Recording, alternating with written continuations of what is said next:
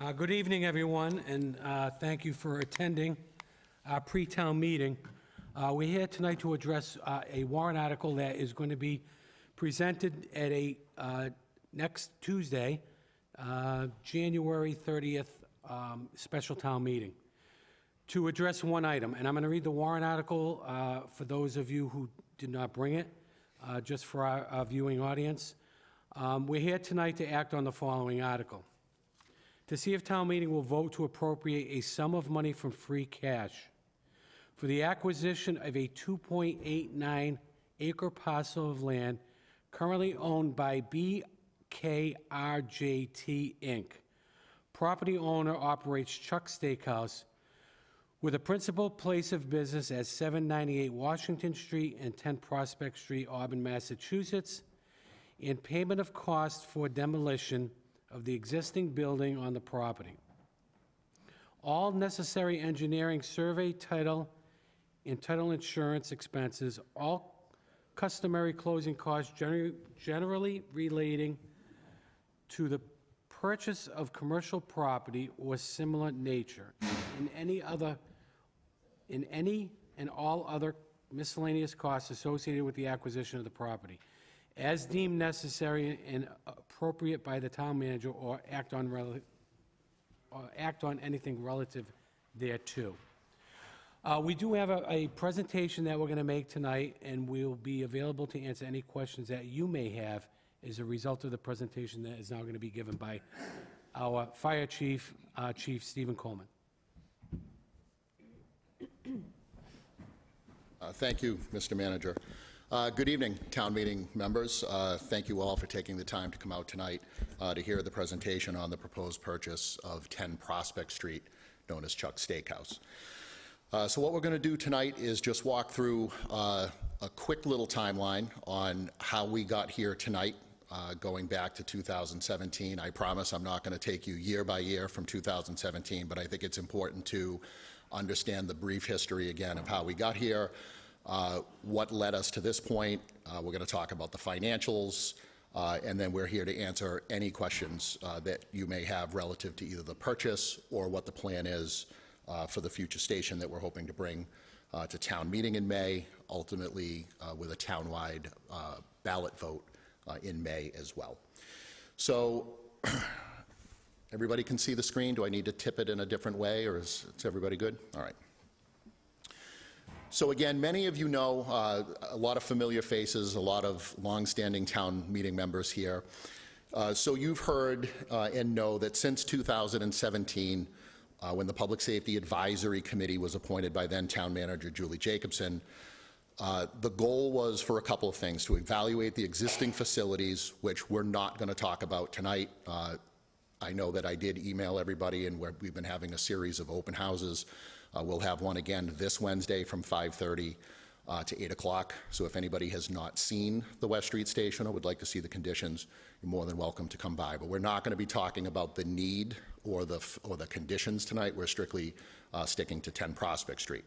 But the goal of the advisory committee was to evaluate the existing conditions, make a recommendation on whether or not to renovate, build new, build separate, build combined. So ultimately, the committee recommended a joint facility to house both police and fire on a central site. So COVID, that kind of brought us up to around COVID. We got held up for a couple of years because of COVID. And then when things kind of kicked in post-COVID, we put out 2 separate requests for proposals to business owners along Southbridge Street.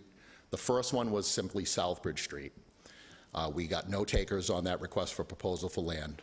We went out with a second request for proposal, and we included Washington Street just to kind of broaden the net a little bit.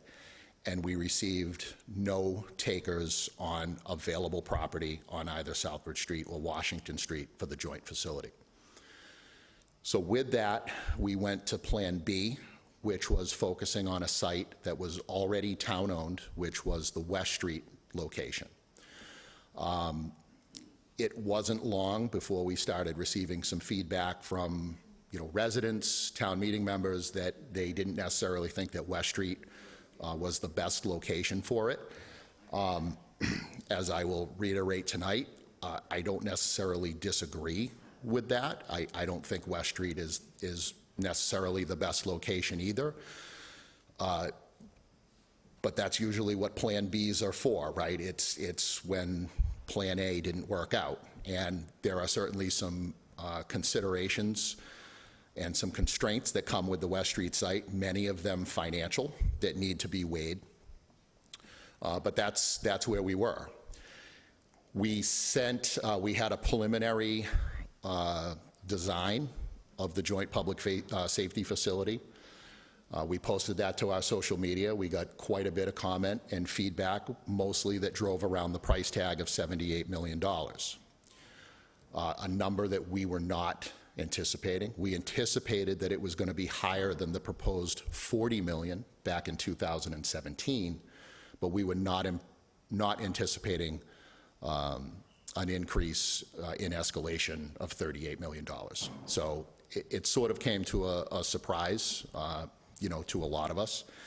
Ultimately, that was brought to the Board of Selectmen for them to weigh in and ultimately make the decision as to whether or not we wanted to pursue a joint facility with police or fire, police and fire, or come up with another option that ultimately, which is what they decided, to pursue a fire headquarters only. So it was not a decision that was made lightly by the committee to recommend that, or for the police chief or myself, and I do have to publicly thank Police Chief Todd Lemon for graciously stepping aside and recognizing that, him or I, and we said this publicly, did not feel comfortable coming to the voters or recommending to the Board of Selectmen that we pursue the $78 million project. It was just not a number that we could wrap our head around. So the police chief acknowledged that night to the Board of Selectmen that the West Street Fire Station of the three properties was the one that was in the most need of replacement, that had the most deficiencies, and he graciously stepped aside and removed himself from the project, and ultimately the Board of Selectmen voted unanimously to take that recommendation and to pursue a fire headquarters only. So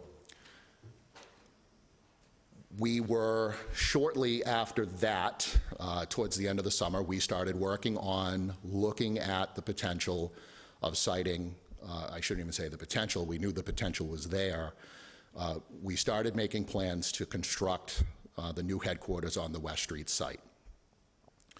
So at some point in the fall, right around the time of town meeting, Chuck's Steakhouse put their property on the market for sale. And they put out a request for proposal for interested buyers to make an offer on the property. This was brought to our attention, myself and the town manager. We talked about it over the course of several days, about looking at the site, pros, cons, all of those kind of things. We felt that it was something that we needed to bring to the attention of the Board of Selectmen. So sometime, late October, early November, the town manager and myself and other members of town administration met with the Board of Selectmen in executive session, and we discussed this possibility of putting an offer in on Chuck's Steakhouse. And the long and the short is the Board of Selectmen unanimously voted to allow the town manager to enter into negotiations with the owners of Chuck's Steakhouse to purchase the property. All of this, including the purchase and sales, happened in a very, very short period of time, probably within about 30 days. All of this moved very quickly. And then once we had the tentative purchase and sale and we agreed to a price, that's when we immediately notified town meeting members and set the date for town meeting, because ultimately this is your decision as to whether or not this is something that we want to approve. So I want to just talk about some of the things that I'm going to talk tonight. Everything that I'm going to talk tonight is fact, but I want to address some of the things that that are kind of circulating around, whether it be on social media or conversations that you may have, because unfortunately for every piece of truth that's out there, I think there's two pieces of misinformation that are out there that we need to clear up for town meeting members. So some of the sites that are always mentioned, and when we publicly made the announcement that we had a tentative agreement with Chuck's, when we made that announcement publicly, there were many people that were coming up and they were bringing up the same sites. It's always the same sites that people tend to bring up. And again, we go back to sites that were explored in 2017 and for one reason or another were discounted as possible sites. But it doesn't mean that they don't rear their head. And it's sites that people felt like somebody was standing behind me, that it's not, that it's sites that people want to talk about. And I just want to briefly talk about those sites and talk about why they're not an option.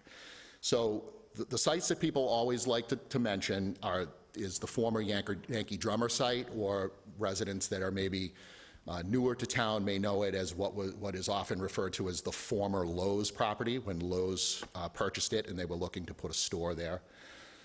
The area of the water department, the Shaw's and Bed Bath & Beyond property, and the Sears Automotive property.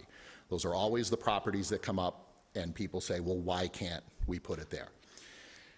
So there's a few things that we have to remember. One, I already discussed, we put out 2 separate RFPs to the property owners along Southbridge Street and Washington Street, asking people that if they wanted to sell their property to please let us know. And we had, how's that, sir? Is that better? Is that better, sir? Thank you. You're welcome. So we put out the 2 RFPs and we had no takers. So that's one. Second, we've had conversations with the owners of these specific properties, and they are not interested in selling. They don't want to sell their property. And the town has been clear for many years that we are not believers in eminent domain, especially for this. I think that there are certain circumstances where a municipality may have to look at eminent domain, but I don't know that this is one of them. So eminent domain was not an option. Not to mention that even if we were interested in getting a property eminent domain, that's an expensive endeavor as well if we want to take a property. And lastly,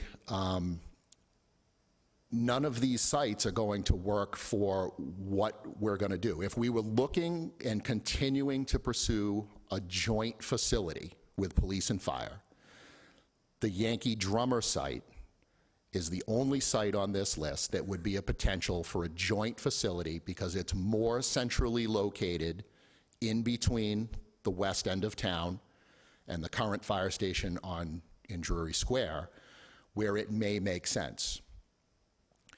But even with that said, that site still posed some challenges for those who have been around and know. There's a lot of ledge there, and not to mention that they were asking more than double the price of what you're being asked to approve for the Chuck Steakhouse property.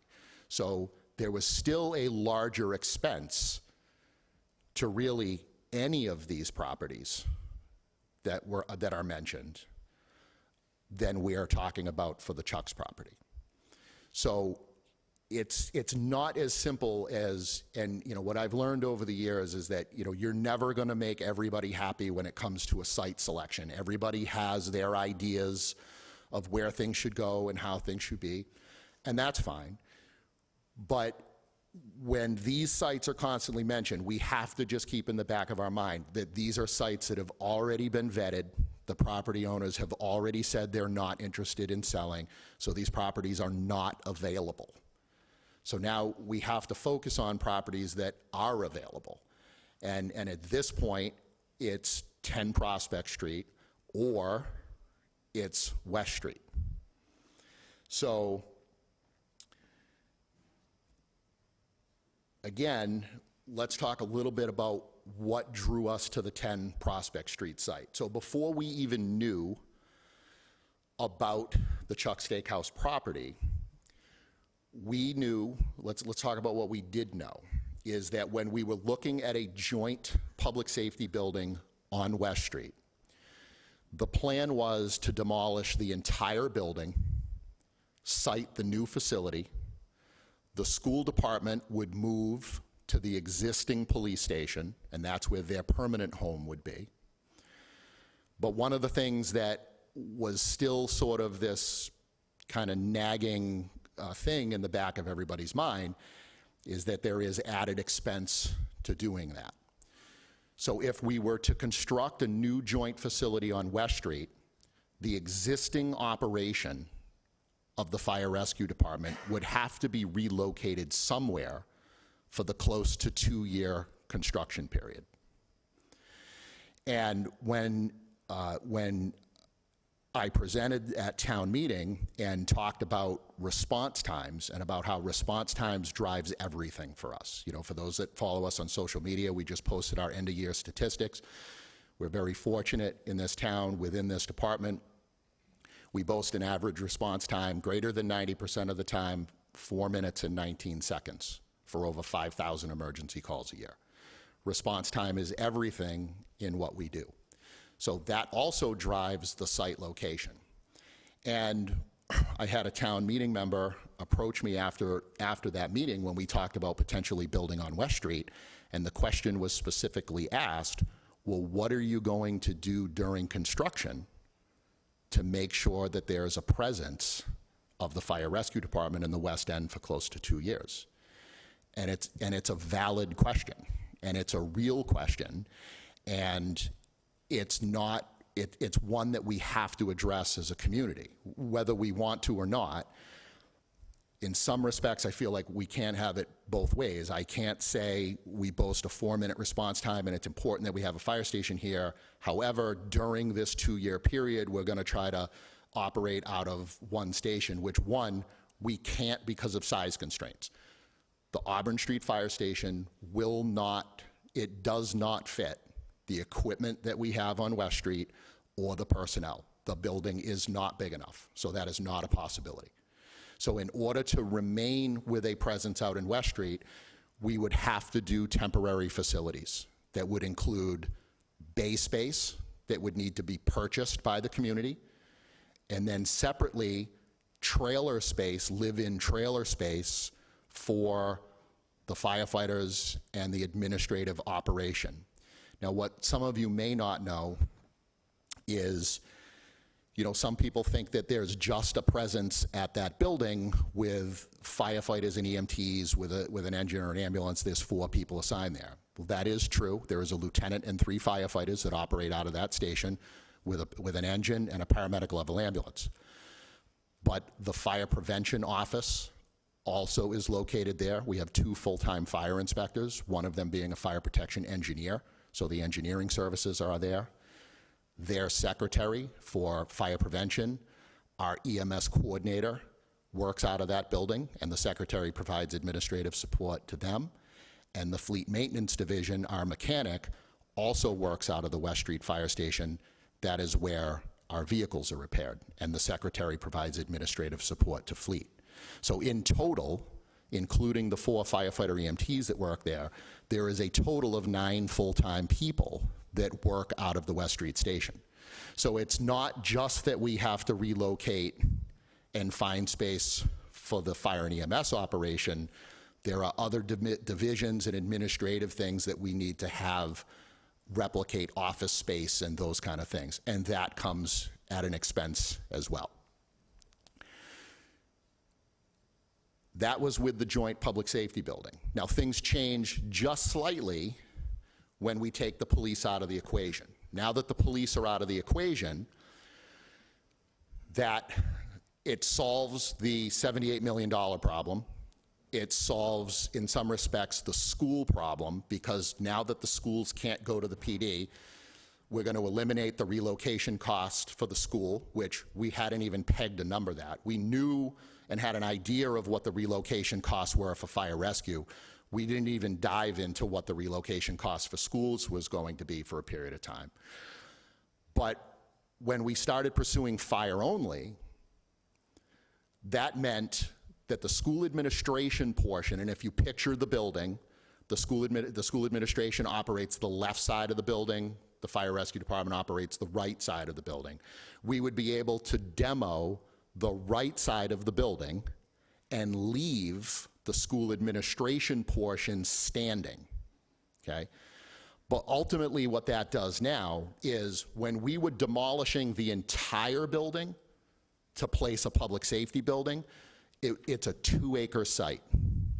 Now, 2 acres was still small, and that was a concern of not only us, but the architects, where we were able to do it, but each building was gonna, the police side and the fire side were each gonna be 3 stories because we didn't have the space to go out. We were gonna be maximized at parking. It was going to be a tight spot at 2 acres.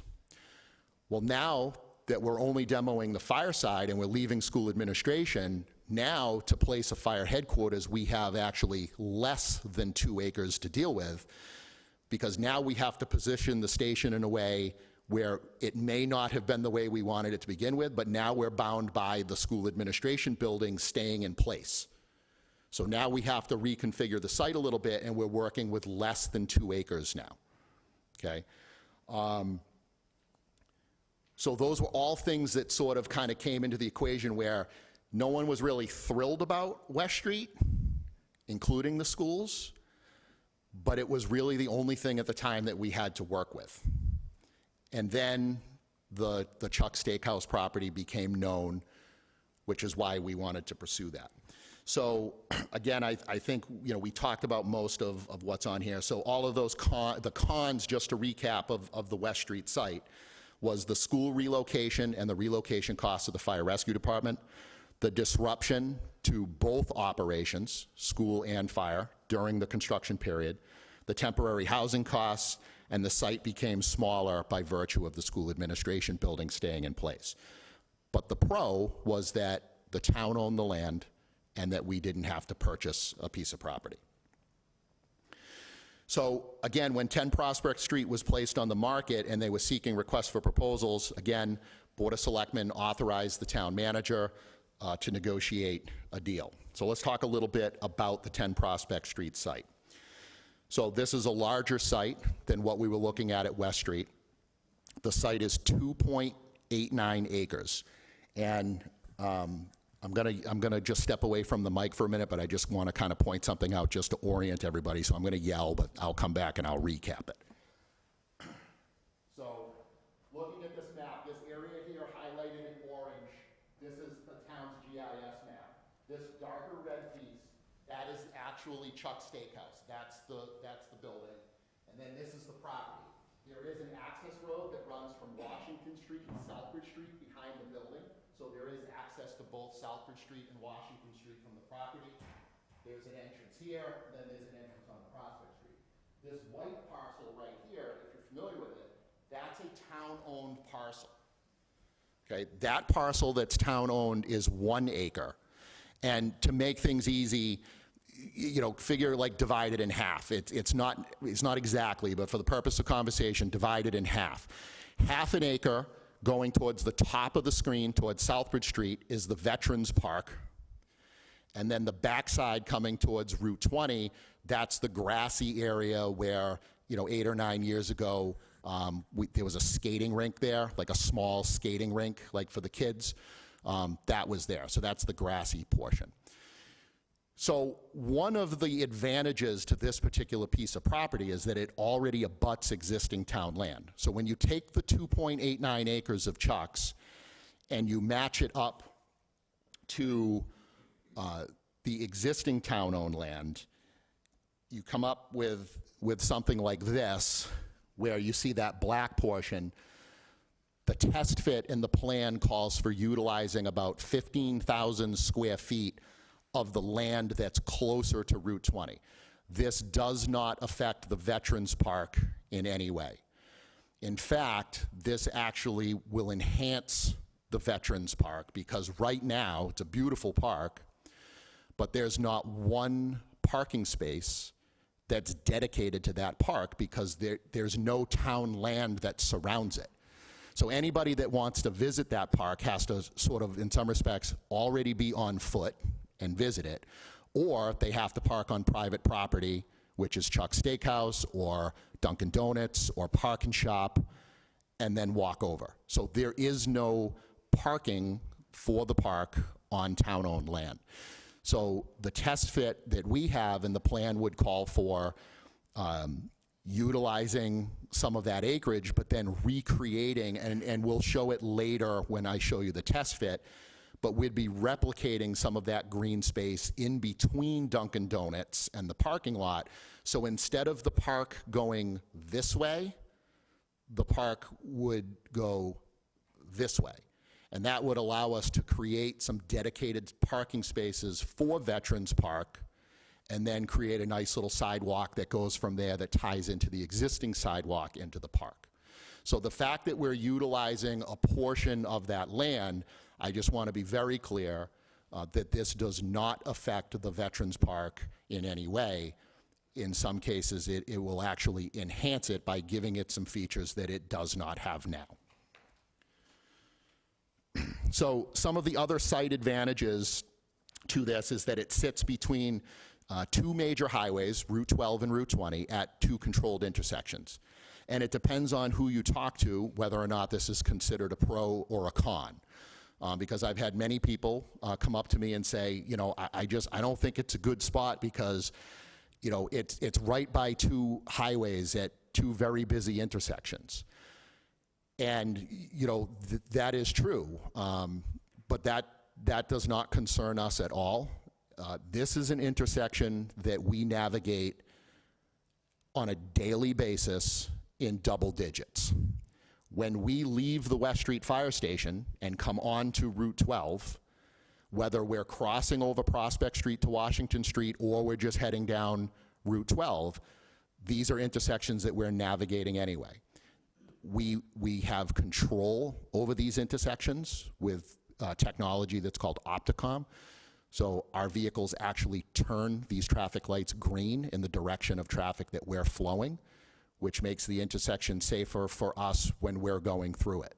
So that is not a concern of mine. The fact that these are controlled intersections and the way that the plan is designed is we would be entering onto Prospect Street, not onto Route 20. So the fact that we would be able to come out onto Prospect Street, make a left or a right, depending on which way we're going, and have a controlled intersection, that's the best case scenario, you know, for us. It gets more dangerous when you're not at controlled intersections, especially ones that we don't have control over with technology. And one of the other main advantages, and we'll show it in a slide or two coming up, is that this is about as close as you can get to the center of what is known as District 2, which is West Auburn. The town, for our purposes, we break it up into two districts, District 1, District 2. District 2 is covered by the West Street Station. So again, you have to remember, the goal here is not to find a centrally located spot, because now that we've made the decision to run a two fire station model, the goal is to find an appropriate site that's going to best serve West Auburn. So when you look at the map of Auburn here, and I drew a little highlighted line that shows north of that line is District 1, south of that line is District 2, and then I'm going to step away and I'm just going to point to the two squares so you can see them.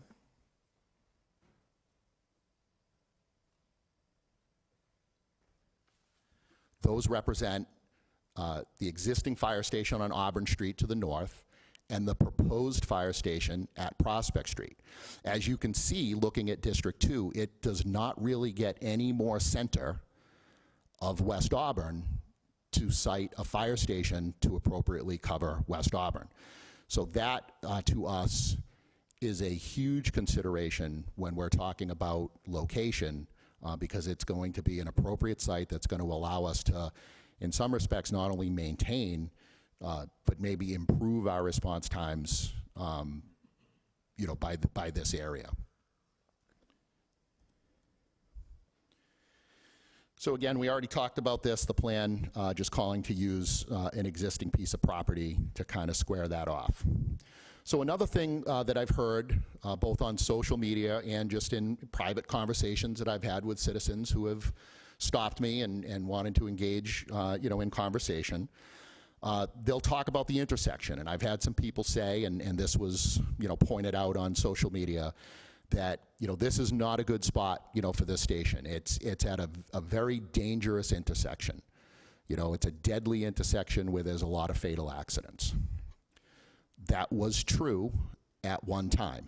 And for residents, and there's many of you that I know and recognize that have lived in this town a long time. And when you think back, there was probably not an intersection in town that was more deadly than the Prospect Street and Route 20 intersection in the 90s. But a lot has changed since the 1990s. So to try to apply things that happened 30 years ago with the changes in that roadway, and we'll talk about a couple of them, they don't apply today, and the data does not support that claim. In the 1990s, after a very serious motor vehicle accident that injured a resident, Mass DOT, District 3 was notified. They came into town and very quickly evaluated the road, redesigned the road, and completed construction within 6 months. And they made several major improvements. First, they widened the road. Prior to the redesign of that road, for those who remember, it was 2 lanes east, 2 lanes west, with no turning lanes onto Prospect Street, whether you were heading towards Prospect Hill or whether you were heading in between, like past Park and Shop to Southbridge Street.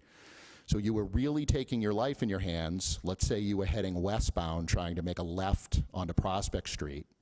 You were kind of taking your life in your hands, just kind of hanging out there in the middle of traffic with no turning lane. And many of the accidents that we had there were rear-end accidents at the light that then subsequently pushed vehicles into the opposite lane, and then they turned into head-on collisions. So they widened the road, and they created the turning lanes.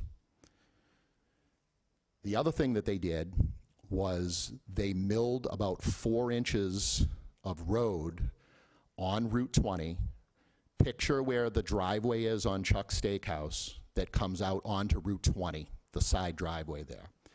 If you're traveling eastbound from West End, you're traveling eastbound, so Chuck's would be on your left. As you're approaching that intersection, next time you're doing it, take a look.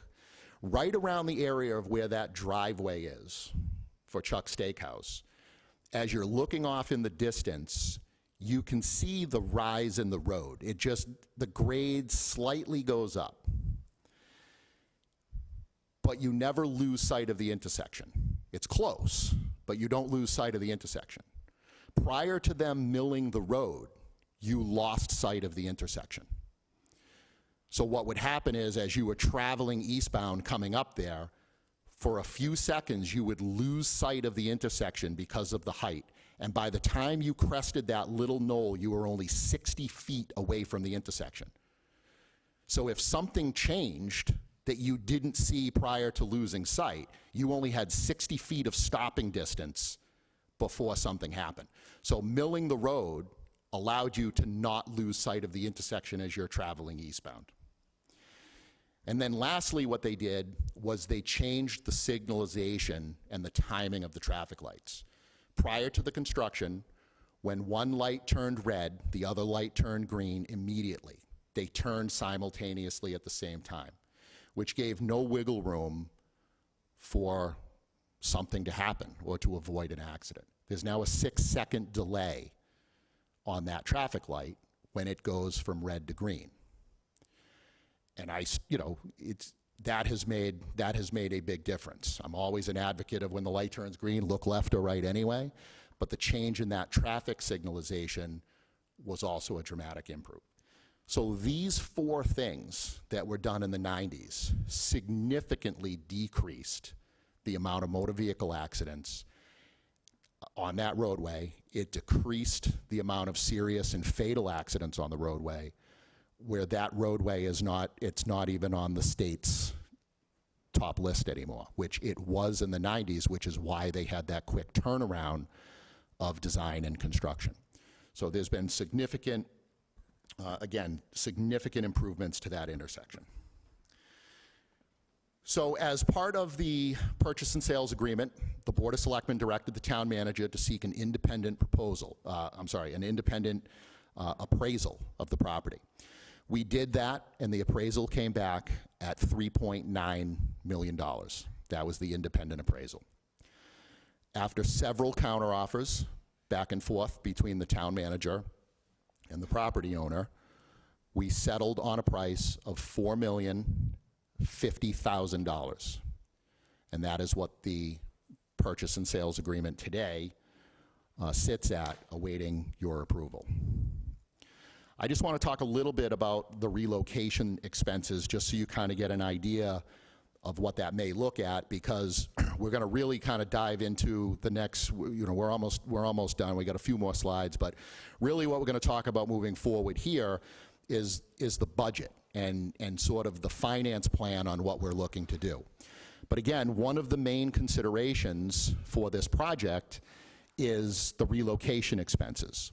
These buildings that you're looking at here have been online for just a couple of weeks in the city of Cambridge. The city of Cambridge is constructing a brand new fire station on the location of their existing fire headquarters, which meant that they had to seek a piece of property to relocate for the 18 to 24-month construction period. So for those who are familiar with like cargo or shipping containers, like the Connex boxes they're called, these are sort of like Connex boxes on steroids. These are metal-built buildings that are individually built and then designed to join together for however big of a facility you need. So you can see on the left, they're craning one of those single units into place, and ultimately what they constructed was a 4-bay station. Each one of those individual bays was $1 million. And this is not something that you can rent. This was purchased by the city of Cambridge. And at the end of the construction period, they have a decision to make. Do they keep these buildings to utilize for the future for either storage or relocation of other properties, or do they sell them? But either way, this was an expense that was built into the construction cost of the new fire headquarters. Now, what this doesn't take into consideration, and I had a lengthy conversation with the Cambridge fire chief, he was very helpful in this conversation, is what this didn't take into consideration is, with the $4 million, is although these arrive prepared for electricity and plumbing, once they're in place, you still need an electrical contractor to hook up the electricity. You need a plumber to make the connections of the plumbing. And then what they did separately was they either purchase or rented. I wasn't 100%, I don't know that we actually talked about whether it was a rent or a purchase, but they acquired the office space and the bunking quarters with like separate like live-in style trailers. They did that from another company separately. But he ballparked the relocation at somewhere close to $5 million by the time you purchase these containers, all of the labor that goes into place, plus either the rental or the purchase of the other facilities that you would need. He ballparked that expense, the relocation expense, at about $5 million. So, just a little background on this property, and again, all of this ties into the budget and the request that you are going to be asked to vote on next week. So as part of this purchase, the town would be required to complete what's called a Phase 1 environmental study, which essentially explores whether or not there is underground contamination on the property. Now, a company called Environmental Risk Advisors, back on December 24th, 2012, issued a report when they conducted a Phase 1 assessment on Chuck Steakhouse when they were refinancing. The bank required it.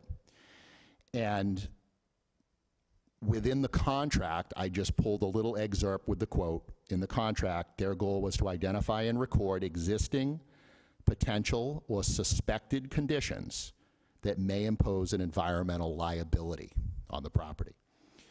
There was only one recommendation that came out of that report, and that recommendation was, and I quote, based on the former presence of a fuel oil underground storage tank and the lack of documentation regarding environmental quality at the time of the tank removal, a limited subsurface investigation is recommended to document soil and groundwater conditions in the vicinity of this former tank. Now, what I can tell you is that all of the proper permits were pulled at the time when this tank was removed from the fire department. The fire department was there and witnessed the tank removal, and we have documentation that shows that there was no signs, and we're limited in what we can do just by the naked eye, but there were no signs of any issues of tank leakage at the time. So Chuck Steakhouse took this advisory and consulted with CMG Environmental Site Assessment, and they received a report in January of 2013 that concluded, and I will read it, CMG did not find signs of soil contamination associated with a historic fuel oil underground storage tank in the study area based on visual observation, field screening with photoionization detector and certified laboratory analysis, and CMG does not recommend any further environmental assessment associated with the subject underground storage tank. So that's good news, that we know that at least 10 years ago, we had an environmental company that did a Phase 1 that showed that there was no contamination of that property. Now, that property has not changed hands, and it has not changed use in the past 10 years. So we have every reason to believe and feel strongly that when we conduct our Phase 1, which we will be required to do in order to get financing, we are confident that our Phase 1 is going to show the same thing that CMG did 10 years ago. And that's that's an important point, because it's something that I would be thinking about. It's something that we all, I think about when we've acquired properties, is what kind of liability are we assessing? But we have every reason to believe that based on previous site work, that this is going to be considered a site that has no fear of contamination. So I want to talk to you a little bit about the test fit before we jump into the budget numbers, and the town CFO, Karen Harnois, is here, as well as the town manager, which you know. So if you have any specific finance questions that I can't answer, they are here to answer any questions that you may have. But I want to quickly just look at the test fit. And it's actually on the agenda for the Board of Selectmen tonight, where they are going to weigh in, and we're going to be looking for their guidance in terms of what direction do they want to pursue when we're looking at how are we going to fit this site. So again, let's just work on the rough assumption that we're looking at close to 3.5 acres, including the parcel that the town already owns. The test fit that you're looking at here shows a plan with fire headquarters only. It would sit just the fire headquarters. The apparatus bays would come out onto Prospect Street, almost in the center of Prospect Street. It would be a 2-story station. And then behind it, and we've had some very basic preliminary conversations, but it was discussed the night that the board voted to remove the police station from the project, was in order to give the police department some breathing room, because at the end of the day, the problems that the police department face in terms of size of the building and the scope of their operation within the confines that they're in, those problems and challenges are not going to go away. So what are we going to do to try to give them a little bit of breathing room in order for them to expand? And sort of the low-hanging fruit that's there is removing the 911 communication center from the police station and relocating it on the Prospect Street site. Now, this communication center would not be part of the fire station. So it's not like anybody that's walked into the police station, you know, today when you walk in, the dispatchers, they're the forward-facing people that greet you at the window. That's not how this would be. The communication center would actually be behind the fire station. The general public would not go into the communication center. There's no reason really for the public to go into the 911 communication center. But they would share certain infrastructure. They would share plumbing and HVAC in order to sort of have that cost savings. But the plan right now is to just build the shell of the communication center. So we'd put the walls up, we'd put the ceiling up. There's certain HVAC systems, there's certain things that we would have to do so the building just doesn't, you know, rot away with it being sort of what we'll call a vacant space. But the plan is not to finish the communication center, because in some respects, we're not there yet. The town has not made that commitment as to whether or not they're going to do that. And if they are going to do that, there's some other things that need to be explored with that. But we feel that this is a good first step in, because again, the police department has their challenges. The communication center has equal challenges, right? That it is a very small room. We're now up to 3 dispatchers, you know, in that room. It's a tight space. So there's things that need to be addressed there as well. And we think this is a good first step in terms of at least thinking ahead a little bit and building the footprint for the communication center.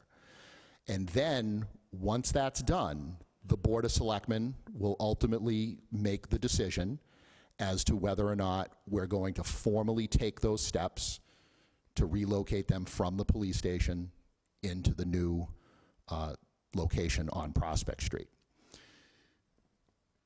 So this is what sort of the design looks like. You can see at the top, I'm going to just step away and point, but I'll be right back. This green area here. You can see that that's the new green space that we put in from the square footage that we took from kind of that park area. We replicated some green space in between Dunkin' Donuts and the parking lot. We'll put some parking spaces dedicated there. The benches could go back there. We'll have the sidewalk there. So that green space will now tie into the Veterans Park. So this is what it looks like with the single facility on it. This test fit, and this is what the board will be discussing tonight. Matt Salad, who's our primary architect from Tecton, who's working on this project, he'll be here tonight to address the board. One of the things that we're talking about is this site is big enough that we could carve out some space and kind of design the site that someday it could fit a future police station. Now, one of the early talks, and again, there's been about 28 revisions of this, but one of the early talks was, well, we could build a fire station and set it up in a way where down the road we could build a police station and attach it to the fire station. And what the architects will tell you, and those, you know, that may be here in the construction world, what they'll tell you is that that is possible, and that's not a bad plan if we were going to construct the building and within, let's say, 5 years, we knew that we were going to build the police station, then we could design it in a way where the two could be attached. But if it wasn't going to be within a 5-year period, the architect's recommendation is that we plan to have these as 2 separate buildings, because we're going to spend unneeded money in designing a building to eventually accept an addition. We're going to have to over-design that if that doesn't happen for 20 or 30 years, when it comes time to marry those two buildings together, you're now looking to put a brand-new building attached to what could potentially be a 20 to 30-year-old building. The technology in systems is not going to line up. I can't even imagine what the technology is going to be 20 years from now in certain things like HVAC. So they warned against that and said that we're going to spend money needlessly.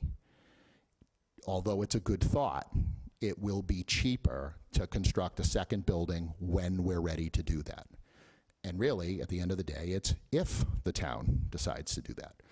So we're trying to balance this entire situation on planning for the future, which I'm a huge advocate of, but also trying to be realistic and understand that, you know, some of the things we're talking about may happen 20 to 30 years from now, if they happen at all. So we have to weigh all of those things when we're talking about the now. We certainly have to look towards the future, and I think with the communication center piece, we're doing that. But this is what it would look like if we were to do this down the road. Now, it doesn't change the physical location of the fire station. The fire station sits in the same spot. But what it does is it changes the fire station from a 2-story building to a 3-story building, and it also makes the police station a 3-story building.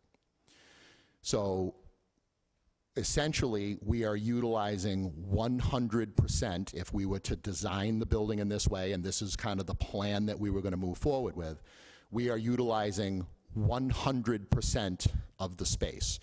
All of the available parking is in place. These buildings could not be expanded width-wise. The only way that they would be added to for future growth is to go up. So those are all sort of the conversations that, you know, we need to flush out, and the board needs to decide is what direction, you know, do we want to go? Do we want to leave some room for future growth in other areas, or do we want to plan it out one way or not? Now, at the end of the day, as far as the fire station is concerned, like I said, it doesn't change the physical footprint. The only thing it changes for fire in this plan is it goes from a 2-story to a 3-story building. That's it. But we think it's important that people know, and again, the board will have further direction tonight, but this is a possibility. Ed, did you or Karen want to talk about the free cash, or? Yeah, I'd be happy to. Okay. Thanks, Steve. So when we considered either borrowing for the acquisition cost of $4,050,000 and other costs associated with demolition and closing on the site, we're still trying to fine-tune that number. So for presentation purposes, we have that pegged at $4.5 million. We're expecting some information by, later this week that's going to help us narrow that number down. We're hoping it's going to be roughly in the $4.3 million range. What I can tell you is a decision was made to do an outright acquisition purchase by utilizing some of our free cash. And that required a amendment to our free cash policy, one-time use, that was voted by the Board of Selectmen and the Finance Committee to draw down roughly I'll call it $4.5 million, one-time use of free cash that would save our taxpayers money by not going out and borrowing. So, as of July 1st, DOR certified our free cash for period ending June 30th, 2023 at $21,363,298. Now, as part of our free cash policy, we're allowed to use up to 50% of the net gain, and we did use a portion of that at the fall town meeting. We appropriated several warrant articles totaling $1,051,331.19. That now leaves us a balance of free cash going into this special town meeting of $20,311,966.81. We are, for purposes of tonight, we are requesting 4.5 million, leaving us an adjusted free cash balance, if this warrant article should pass, of $15,811,966.81. Now, if this warrant article passes, then our free cash policy would revert back to the language that was voted prior to the amendment. This is only a one-time use. And by doing that, we are saving the taxpayers by not borrowing 4.5 million, roughly a little over $1 million, $1,004,400 in interest cost over a period of 10 years. So we think that's the fiscally prudent thing to do, to use a portion of our reserves that we have saved up. And we believe, based upon a discussion I had with our financial advisors, in no way that's going to adversely affect our bond rating. I think the bond rating agencies would see this as a fiscally responsible thing to do, and we're saving the taxpayers over $1 million over a 10-year period of time. In addition to that, we have to separate out the two. I think Steve identified the costs associated by not purchasing those Connex units to store or to provide a place of operations during the period of construction. So he estimated that at $5 million. So certainly by looking at this site rather than the West Street site, we'd also be saving the taxpayers $5 million of purchase price cost, but also another $1 million of interest as a result of not borrowing that money. So total savings would be about $7 million by doing a one-time acquisition purchase out of free cash.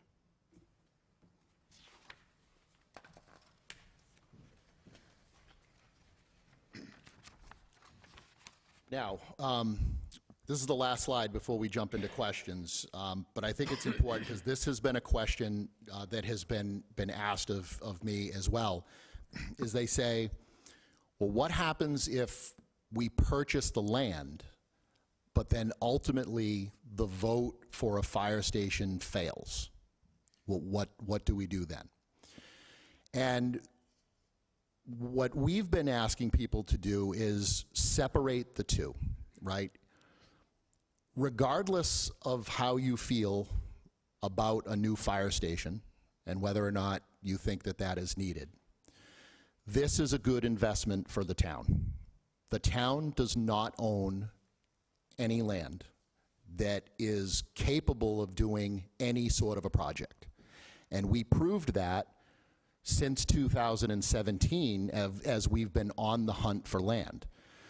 Kevin Kennedy, who is the chairman of your finance committee, he also served as the chairman of the Facility Advisory Use Committee, and he said publicly a few weeks ago when the finance committee took a unanimous position to support amending the free cash policy, Mr. Kennedy that night said that the biggest challenge of this project since the beginning has been trying to find a suitable location to site the building.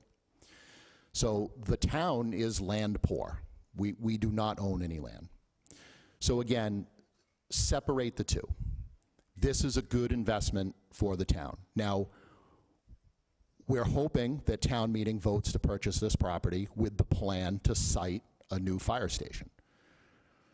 But if for some reason that fails, it's not going to be the only attempt to do that, because this is a needed project and the need is not going to go away over time.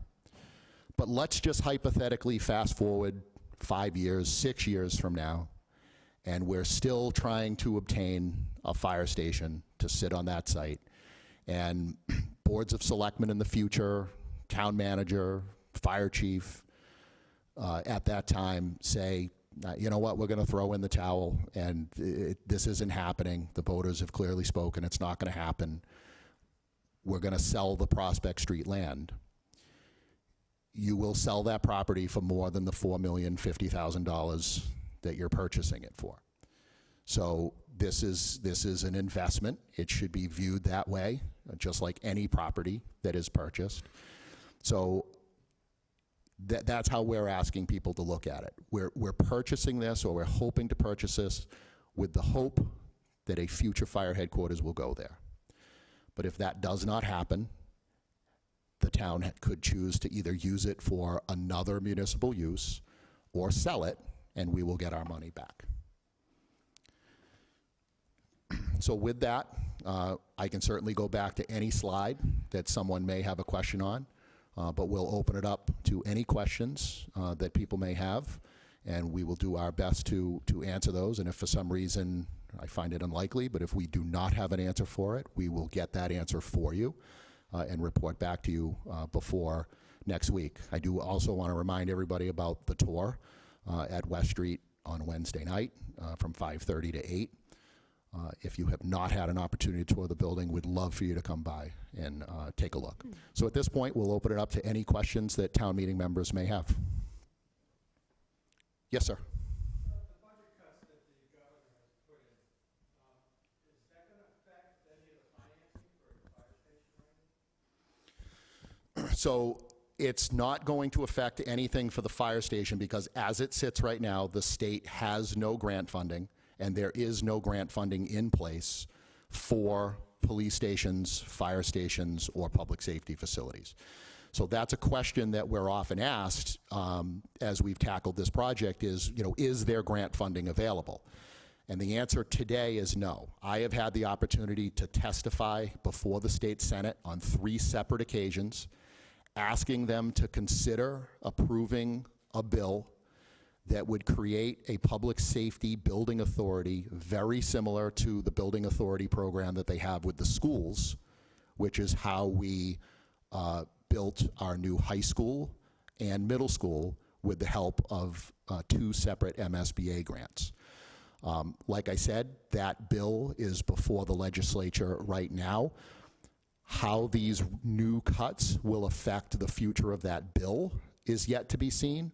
But as it stands right now, the town was not relying on, nor does the state have any existing program that would be cut by way of the cuts that the budget, that the governor has made.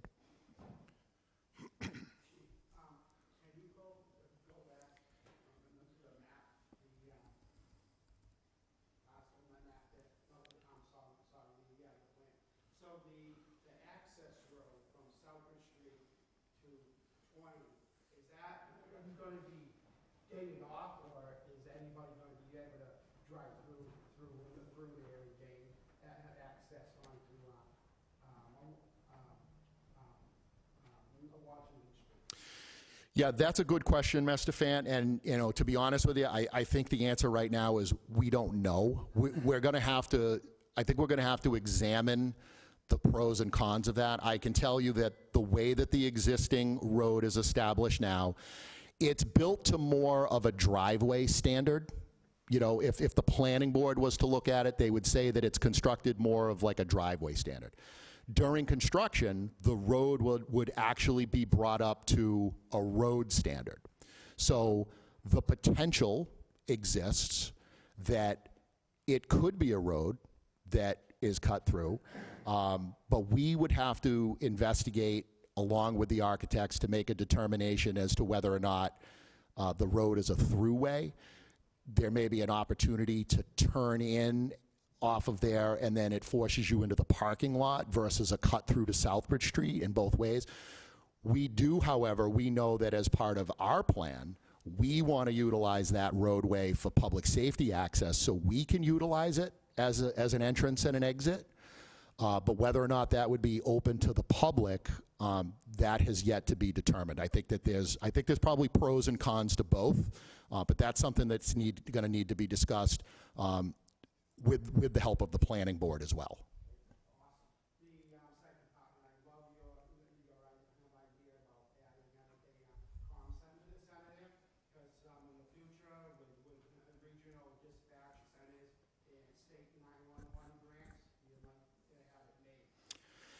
Yeah, that's a great point, Mr. Fan, and I'll talk briefly about it right now because it hasn't been vetted or explored with the board, but that's the thought process of why we're leaving the space unfinished. And again, this is sort of what I alluded to when I said that there's a bigger decision that needs to be made by the Board of Selectmen if they choose to move the communications center from the police department over here.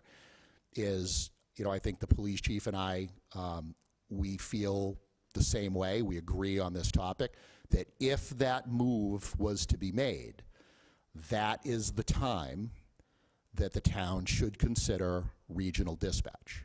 The police chief and I also feel strongly that we have zero interest in joining a regional dispatch center unless we are the hosting community.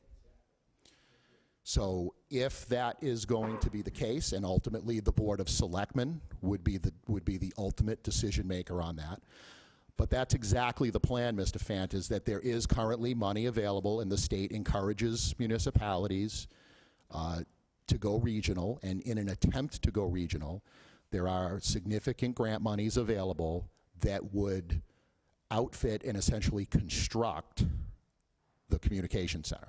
So the thought is to build the footprint. We'll put the walls up, we'll put the ceiling up, we'll put the infrastructure in, and then if ultimately the town decides that they want to move towards a regional dispatch center, we would apply for a grant, and those grant funds would complete the construction of the communication center and the build-out of the equipment. So that is the thought. We're not there yet, but just to sort of tie it in, that is another example of the future planning that we're thinking about here. Mrs. Goodrich.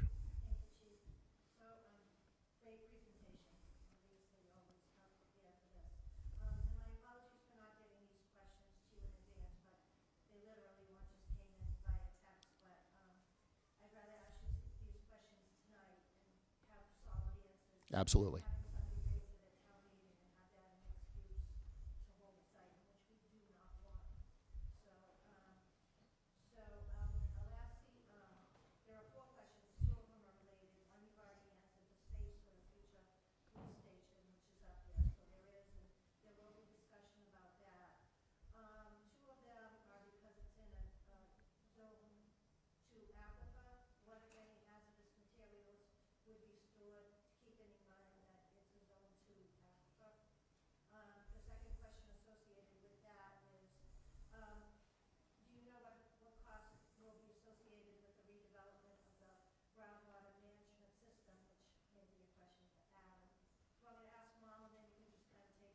Let me take those two first, and I'm just going to rephrase the question just for the people in the audience and at home. So the first question was relative to being a Zone 2 aquifer, what are the potential hazardous materials that will be stored on site? The answer is none. None of what we possess outside of what you're able to possess in your home in terms of motor oil or things like that. We do not store any of those things in the quantity that would be outside of the Zone 2. And keep in mind that, and I'll use Jiffy Lube as an example, which is at the end, just almost across the street from the site.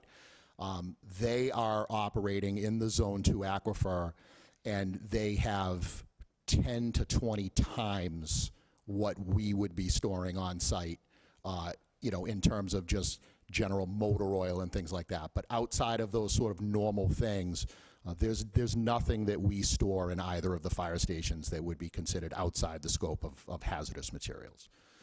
The second question was the groundwater management.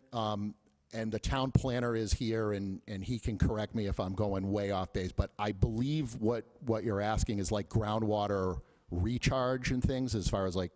Right, which I think the green space, if you do that... Yeah. Yeah, just...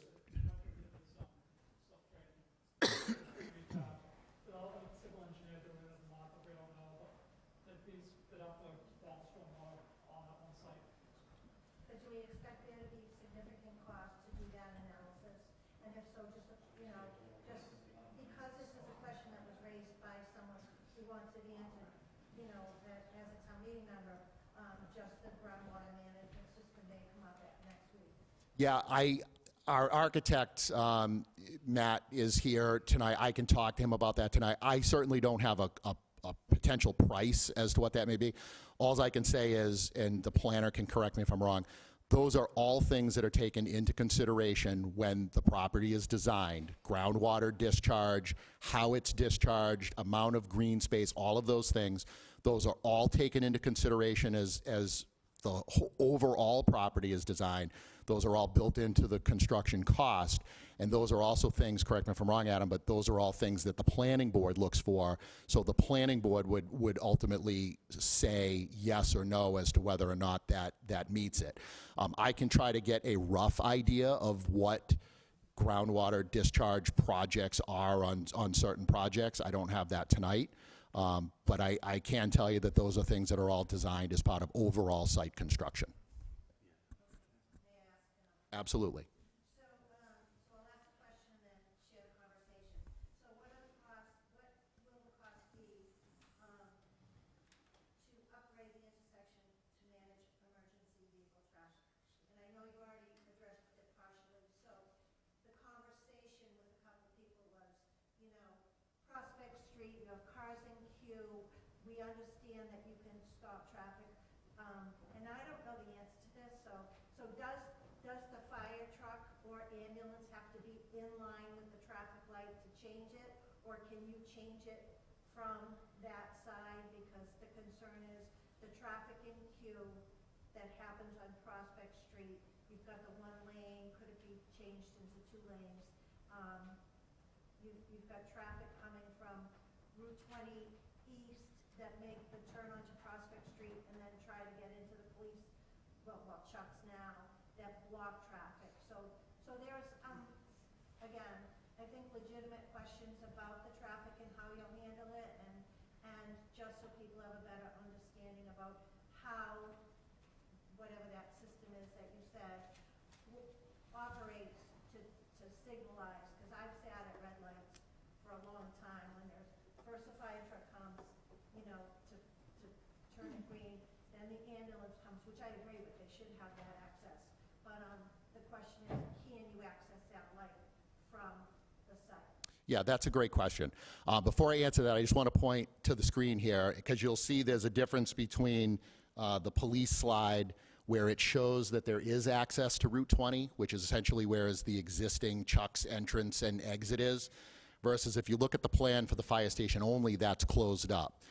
The plan on both, it just didn't get closed on the other one. The plan is to close that Route 20 access altogether. So we avoid cars trying to turn into the parking lot. We want to force everybody onto Prospect Street, or again, we don't know what we're going to do with that access road, but the plan is to try to force people onto Prospect Street to turn into the fire station.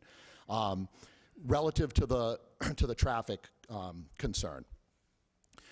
So I know that traffic is a concern for everybody in terms of access and all of those things.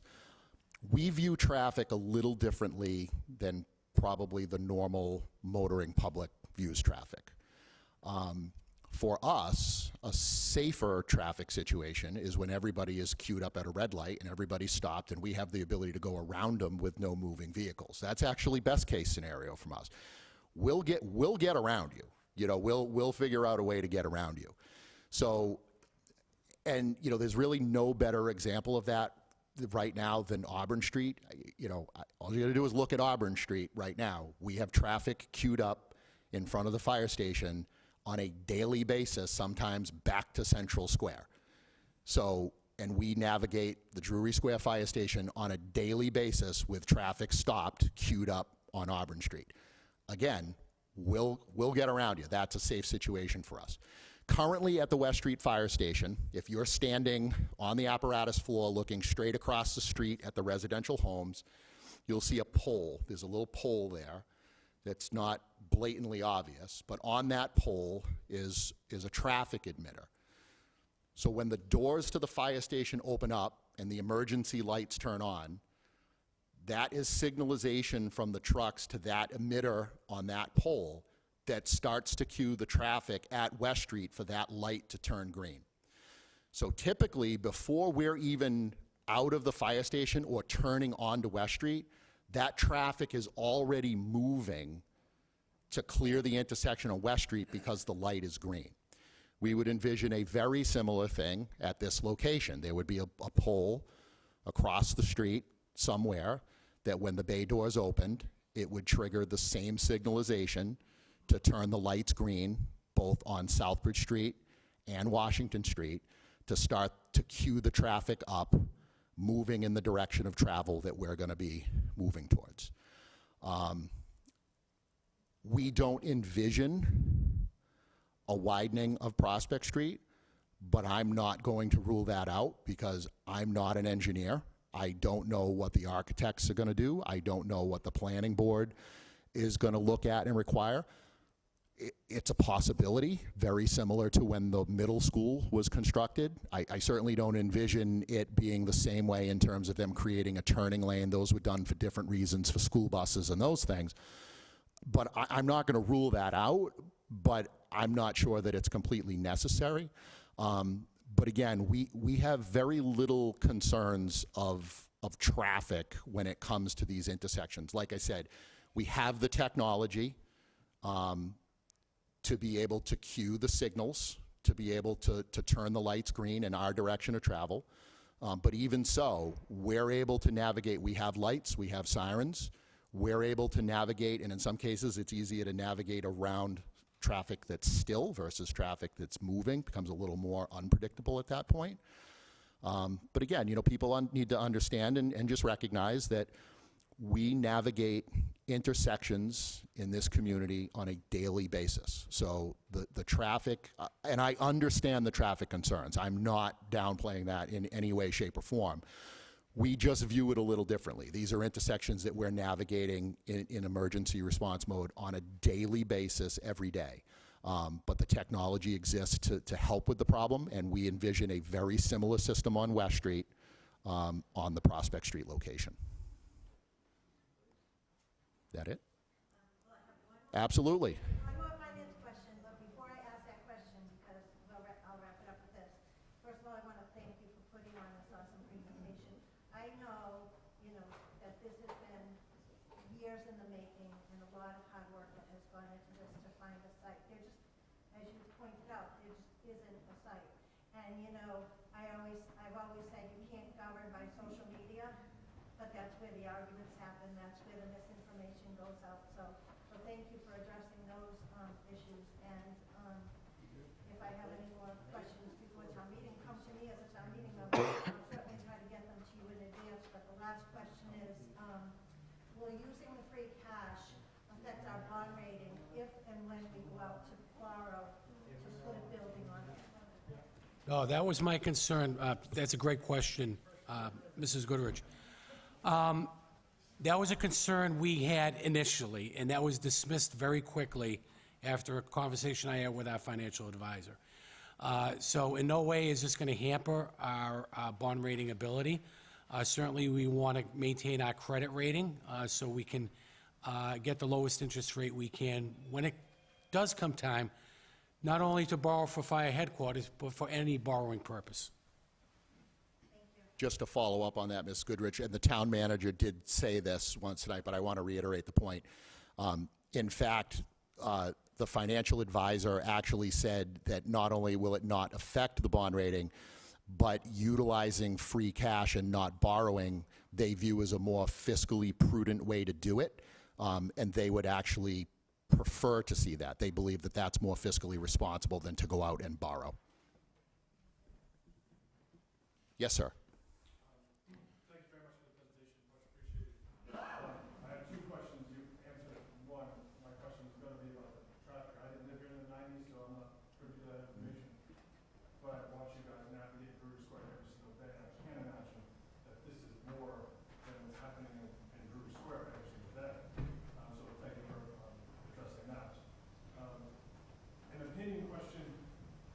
Moving the building to this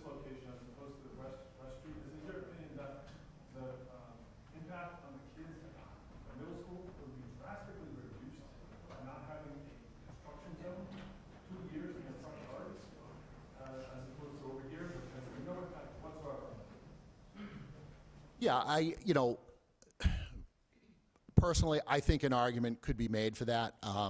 Listen, at the end of the day, is it impossible? We did it with the high school. They constructed the new high school while the existing high school was in place, and that was in closer proximity than a fire station would be to the middle school. Was it the best way to do it? An argument I think could be made either way. But I think, for the purposes of answering your question, do I think the lack of construction on the West Street site would be beneficial to not only the students but the administration there? Yeah, I think that, I wouldn't want to put up with it for 18 months. I think at the end of the day, if we're forced to do that, it's a short-term problem, but I think if it can be avoided, that's a good thing. I just think overall, as your fire chief, I think that the Prospect Street site is a superior site to West Street. It gives us a larger area of land. It gives us more flexibility for the future. It gives us, kind of puts us more in the center. It's just overall, it's a better site. So I prefer Prospect Street over West Street. If we were forced to do West Street, as you heard tonight in the presentations, there's a lot more things that we're going to need to overcome, to your point, not only operationally, but financially. And for those reasons, that's why I think the Prospect Street site is a superior site. Yes, sir. I hope the town approves this, and if they do, how long is it gonna take to finalize the sale with the town of Auburn owns this land, and then we can move forward? You're talking about Prospect Street site specifically? Yes. So, yeah, great question, a little bit of a timeline. So we have an anticipated closing date, Mr. Manager, sometime in March. We don't have a specific date, but it would be March, beginning of April. I think April 10th. April 10th would be the closing. So again, remember that the money that we're asking town meeting to approve, and we do anticipate that it will be less than the 4.5 million that we'll probably bring. If that number is fine-tuned between now and next Tuesday, we'll fine-tune the number. But if we don't have that fine-tuned after speaking with Ty and Bond, most likely the request is going to be 4.5. But we anticipate that it will be less. We're hoping it's more around the 4.3. That includes the land acquisition, it includes the demolition of the building, and it includes the Phase 1 environmental study. Our plan is when we close, immediately after we close, we will need to do an RFP and go out to bid to seek a contractor to demo it. There's certain timelines that has to happen following the RFP process. But our plan is to have a contractor hired and that building leveled and that site clean by summertime. We do not want to maintain a vacant property on that site. So we will be moving expeditiously to demolish and kind of clean that site up and make it safe as soon as we can. Mr. Frost. Could that closing date be moved till after the election? When you have to vote on, the townspeople vote on the fire station? So the townspeople will not be voting.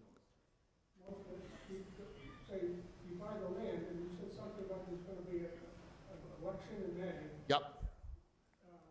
so that's when you need people's approval to finance and fund the police station.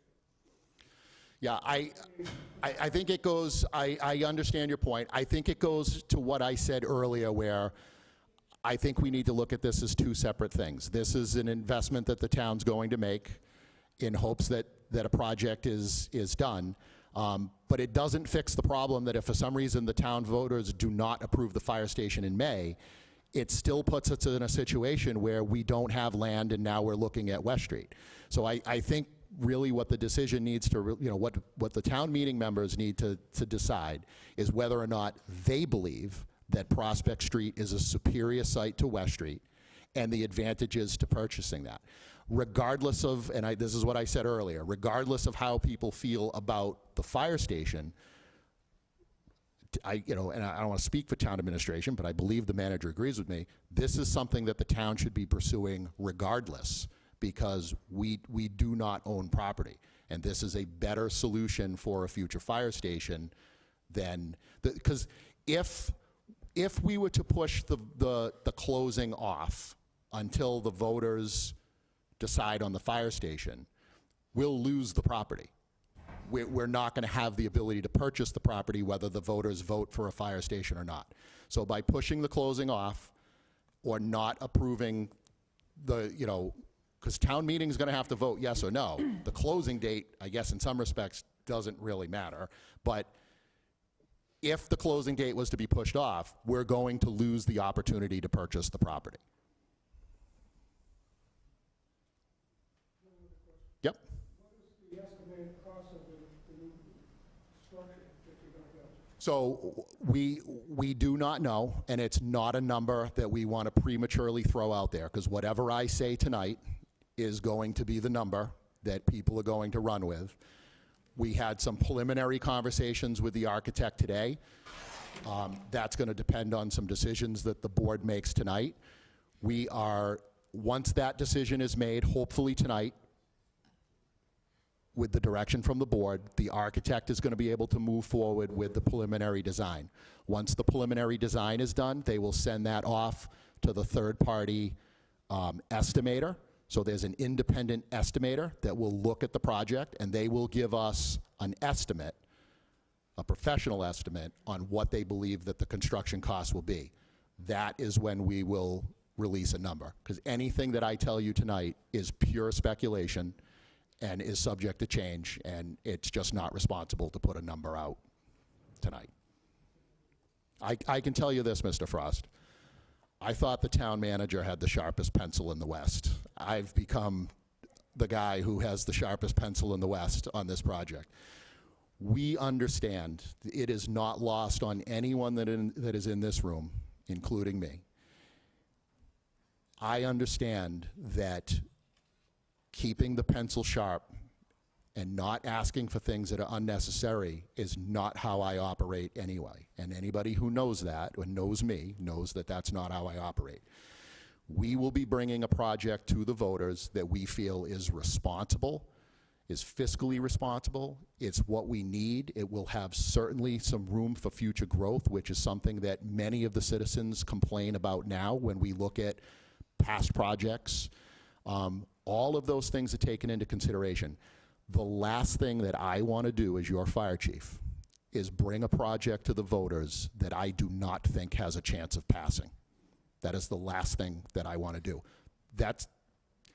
There's no benefit for anybody in that. So the price of this project is all on our minds. I hope the public understands that there are certain things that are outside of our control.